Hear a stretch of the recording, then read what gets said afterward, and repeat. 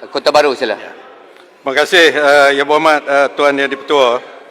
Pertamanya saya bagi pihak kerajaan mengambil kesempatan ini mengucapkan terima kasih kepada ahli-ahli Yang Berhormat yang mengambil bahagian dalam perbahasan usul ini.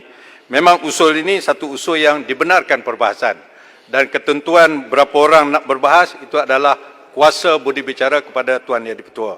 Saya ucap terima kasih kepada Yang Berhormat Port Dickson, Yang Berhormat Pasir Putih, Yang Berhormat Langkawi dan akhirnya Yang Berhormat Arau dan beberapa ahli-ahli yang mencelah antaranya Wabi Puchong, Shah Alam, Pasir Salak, Tanjung Karam, Baling, Sempurna, Muar dan Kinabatangan. Yang Berhormat Tuan Yang Di-Pertua, bagi pihak kerajaan, saya ingin menyatakan dengan jelas bahawa Yang Berhormat Langkawi dan juga Yang Berhormat Port Dickson mengatakan bahawa perkara ini adalah perkara yang pertama kali di dalam sejarah Parlimen Malaysia. Memang itu benar. Tetapi, perkara yang pertama kali bukanlah perkara yang ilegal. Perkara yang pertama kali boleh dilaksanakan berdasarkan kepada perlembagaan dan juga undang-undang serta peraturan yang ditetapkan di dalam Parlimen. Sebagai contohnya, dalam negara kita tak pernah berlaku Perdana Menteri interim. Tapi bila dia dah berlaku kali pertama, ianya kita terimalah. Begitulah juga masalah yang ada di depan kita bukan memecat speaker. Masalah di depan kita adalah satu usul mengosongkan kerusi speaker untuk digantikan dengan speaker yang lain. Itu perkara yang perlu dibuat. Kota Baru boleh celah, boleh minta penjelasan. Berhormat Tuan Speaker, Tuan Menteri, saya minta penjelasan. Boleh minta penjelasan. Apa bezanya? Yang Berhormat Tuan Speaker, saya menyatakan bahawa usul ini pertamanya berdasarkan kepada perlembagaan. Yang Berhormat rakan bijaksana saya, Malanak Friend daripada Puchong, jangan melihat kepada standing order saja. Standing order dibuat berdasarkan perlembagaan, perkara 92. Dalam perlembagaan mengatakan bahawa, perkara 57.2 mengatakan bahawa yang di-Pertua boleh pada bila-bila masa dipilih berdasarkan kepada 3 perkara. Yang pertama, apabila Dewan Rakyat bermesyuarat buat kali pertama selepas pilihan raya umum 2018. 16/7/2018. Bila Yang Berhormat Langkawi menjadi Perdana Menteri, Yang Berhormat Langkawi menukar speaker yang ada sebelum ini kerana ianya kerajaan yang baru mengikut cita rasa kerajaan Yang Berhormat Langkawi.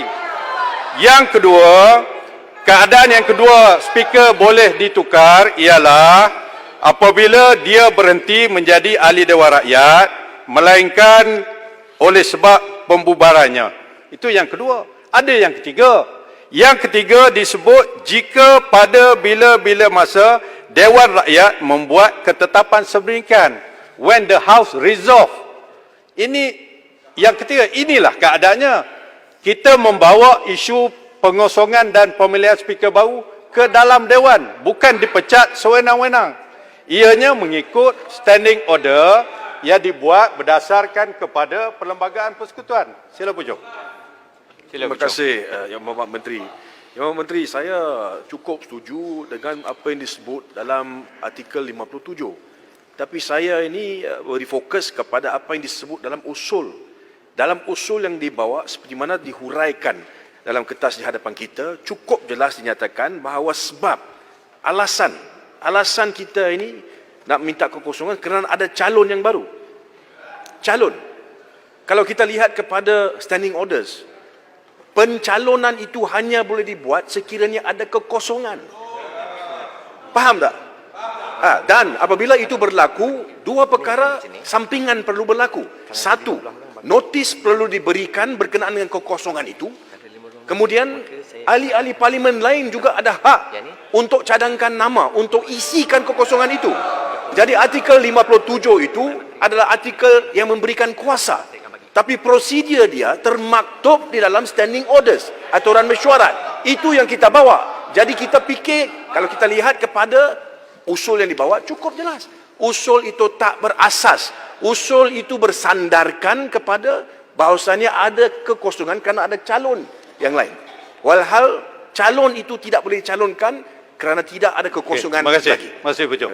Terima kasih. Saya bersetuju sangat dengan Puchong bahawa ianya dibuat berdasarkan 57.2C. iaitu apabila diputuskan oleh Dewan. Tapi saya tidak bersetuju apabila Puchong mengatakan bahawa selepas dia kosong baru boleh bagi notis 14 hari. Itu ridiculous, tidak betul. Kerana berdasarkan standing order 4, satu, saya mohon baca.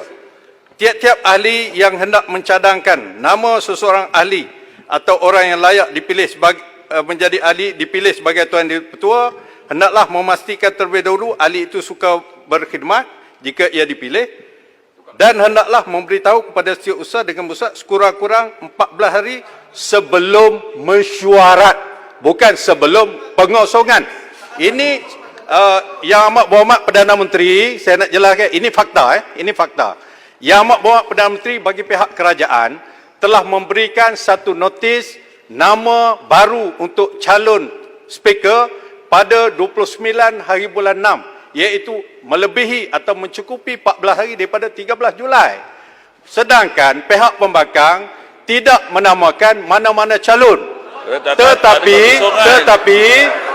Yang Berhormat, oleh kerana Yang Berhormat dengar saya, oleh kerana pihak pembangkang menentang usul ini, maka adalah dianggap calon yang dikemukakan oleh pembangkang adalah Tan Sri Datuk Muhammad Arif Yusof untuk speaker, dan juga Wabi Nga Komeng sebagai calon timbalan speaker.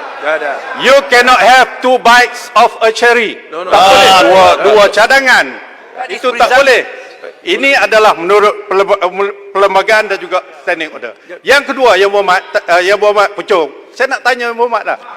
Usul ini telah diterima oleh Yang Berhormat Speaker, bukan timbalan Speaker.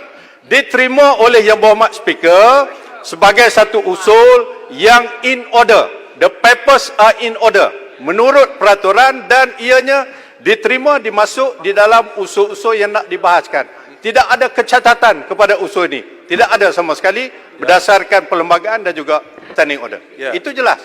Apa lagi yang nak dipersoalkan? Yang Berhormat Menteri, kalau Yang Berhormat Menteri bersandarkan kepada hujah itu menunjukkan bahawa sebenarnya Yang Berhormat Menteri ini tidak ada hujah yang bermerit. Kerana kalau kita lihat kepada apa yang disebut dalam standing orders, cukup jelas. Come on. Ya Berhormat Tuan Ketua. Ya Berhormat Tuan Ketua. I got your point. Saya belum habis. Saya alasan ini. Kita nak bagi alasan. Ini saya nak bagi alasan. Alasan kerajaan adalah apabila kerajaan bertukar, ianya sudah tentulah memerlukan kepada pertukaran jawatan-jawatan utama, termasuklah speaker. Apabila Perikatan Nasional mengambil alih kerajaan secara legal, diakui oleh Yang di-Pertuan Agong, Bukan pintu belakang. pada bulan 3 tahun 2020, pada persidangan 18 Mei 2020, kita membenarkan speaker untuk mempengerusikan persidangan kita. Kita tidak ada tukar, tidak ada pecat. Tetapi selepas itu, Yang Berhormat, selepas itu, sekejap, saya tak bagi. Selepas itu, penilaian dibuat oleh pihak kerajaan bahawa Yang Berhormat Speaker dirasakan dengan alasan yang munasabah di pihak kerajaan tidak boleh memenuhi hasrat dan juga inspirasi kerajaan ada. Pilihan yang ada kepada kita bawa kepada Dewan. Yang Berhormat boleh mengundi sama ada saya nak beritahu sebab atau tidak. Selepas ini kita boleh mengundi. Selesai masalah. Berhormat Menteri, kami ada calon sendiri, dan Yang Berhormat juga ada calon sendiri. Tak ada masalah. Okey, baik. Yang Berhormat Menteri baru bersebut. Yang Berhormat Menteri sebut bahawa semua ada calon. Saya nak tanya satu soalan. Adakah notis kekosongan diberikan kepada sesiapa? Mana notis Peraturan mesyuarat. Peraturan mesyuarat mengatakan setiausaha Dewan berdasarkan 27.4 tak perlu memberikan notis mengenai pengosongan ini. Tak perlu. You can check. You can check. Mana ada yang perlu beri notis 14 hari? Kalau tidak ada notis, kan? Tidak ada. Itu sebab You show me. I show you the provision. You show me what is your provision. Notis Tak ada. Yang Berhormat Menteri. Saya ingin menamatkan penghujaan saya. Yang pertama, usul ini berdasarkan perlembagaan dan juga standing order. Yang kedua, usul ini tidak cacat. Yang ketiga, telah diterima oleh speaker. Ini adalah masa untuk dibuat pengundian. Terima kasih.